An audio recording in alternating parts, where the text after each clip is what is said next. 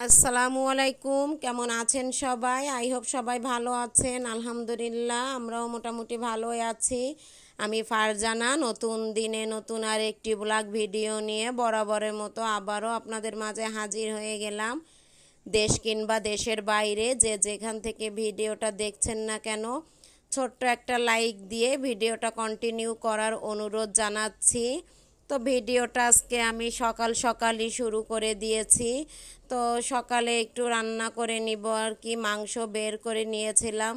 ছেলেকে স্কুলে দিয়ে এসে রান্নাটা করে নিচ্ছিলাম, যেহেতু ছেলের আর কি পরীক্ষা চলছে। তো ছেলেকে খাবার নিয়ে যাব, এজন্য ভাবলাম যে একটু মাংসটা রান্না করে নিয়ে যাই, খেয়ে আবার কোচিং আছে, কোচিংয়ে দিয়ে আসবো। তো এই যে মুরগির মাংস রান্না করে নিচ্ছিলাম। তো মাংসগুলো কিন্তু দেখতেই পেলেন যে আমি একটু ভেজে নিলাম।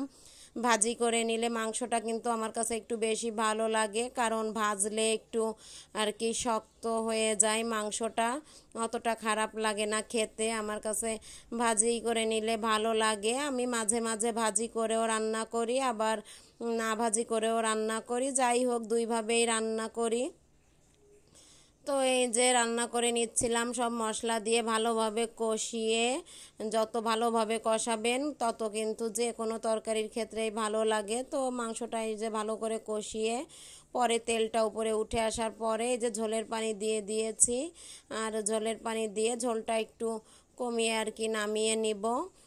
তো বেশি করে একটু রান্না করলাম, এটা কিন্তু ছেলেই মানে 2 দিন হয়ে যাবে যা খাবে, পরে আমি ফ্রিজে রেখে দিব। কারণ এখনকার বাচ্চারা কি যে মানে শুধুই মাংস খেতে চায়, এখনকার বাচ্চারা কিন্তু শাক সবজি তরি তরকারি অত খেতে চায় না, ওদের মাংস হলে দেখবেন আর কিছুই লাগে না।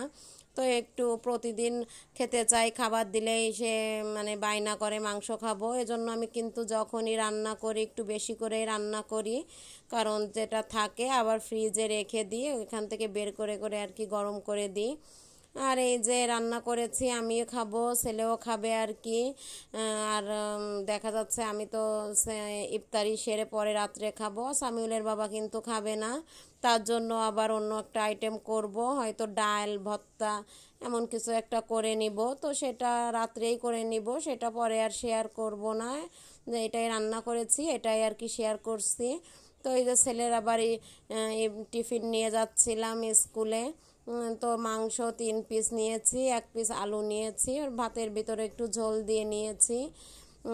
আমার ছেলেটা কিন্তু আমার মতনই, মানে একটু আমি তরকারি কিন্তু একটু বেশি লাগে ভাতের সঙ্গে যখন খাই।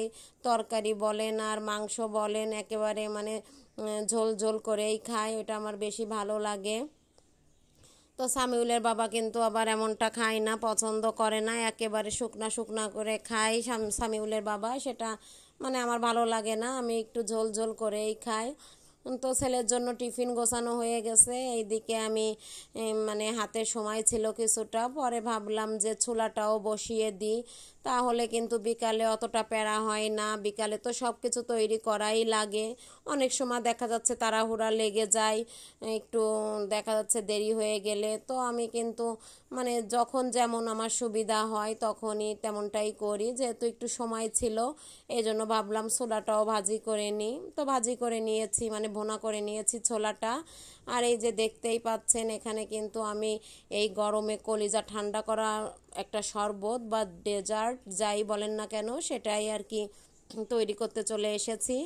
অনেক মজা লাগে কিন্তু এই সাবুদানার এই ডেজার্টটা। তো যারা ইফতারে খেয়েছেন তারা তো জানেন, আর যারা খাননি একবার হলেও ট্রাই করতে পারেন, অনেক মজা লাগে। তো আমি সব ফল দেখেন এখানে কেটে রেখেছিলাম, যেমন এই যে বিটরুট নিয়ে এসেছিল সেটা, তারপরে আঙ্গুর, কলা, তারপরে আপনার অনেক মানে যা যা ছিল আর কি সবই দিয়ে নিয়েছি। চেরি ফল ছিল, আপেল ছিল, তরমুজটা আর কি প্রথমে দিতে মনে ছিল না, পরে একটু দিয়ে নিয়েছি। মানে মিষ্টি জাতীয় যত আইটেম আছে আপনারা অ্যাড করতে পারেন, যে কোনো আর কি ফল দিলেই হবে, টক বাদে যেইগুলাই দিতে হবে কোনো কথা না, কিন্তু যার যেমন হাতের কাছে থাকে সেটা দিয়েই কিন্তু এই সুস্বাদু শরবত অথবা ডেজার্ট যেটাই বলেন না কেন একবার যারা খাননি অবশ্যই ট্রাই করে দেখবেন। এই গরমে কিন্তু ভালোই লাগে খেতে, প্রচুর গরম পড়ে গেছে 2-3 দিন ধরে, কিন্তু প্রচণ্ড গরম পড়ছে।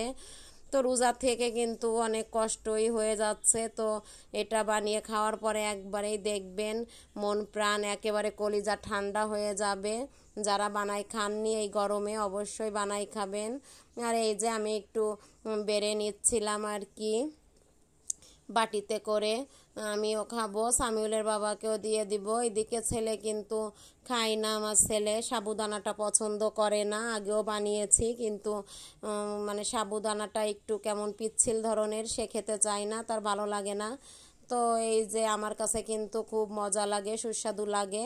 তো এরকম একটা শরবত খেলে কিন্তু স্বাস্থ্যের জন্য খুবই উপকার, স্বাস্থ্যের জন্য কিন্তু অনেক ভালো। এই ডেজার্টটা বানিয়ে অবশ্যই একবার বাসায় ট্রাই করবেন। আর এখানে এই যে সুস্বাদু ছোলা, পেঁয়াজু, মচমচে পেঁয়াজু বানিয়ে নিয়েছি, বেগুনি বানিয়ে নিয়েছি, ডিমের চপ, সব মিলিয়ে আজকে ভিডিওটা কেমন লাগলো অবশ্যই কমেন্ট করে জানাবেন। আর যদি ভালো লাগে ছোট্ট একটা লাইক দিয়ে কন্টিনিউ করার অনুরোধ জানাচ্ছি।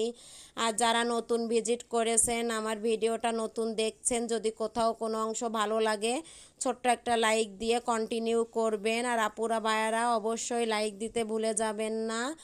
আর আমার নতুন যে আপু ভাইয়ারা আছেন অবশ্যই পাশে থাকা বেল বাটনটি অন করে রাখবেন, তাহলে আমি কোনো ভিডিও ছাড়ার সঙ্গে সঙ্গে নোটিফিকেশন কিন্তু আপনার ফোনে চলে যাবে, যখন ইচ্ছা সময় সুযোগ করে দেখে নিতে পারবেন।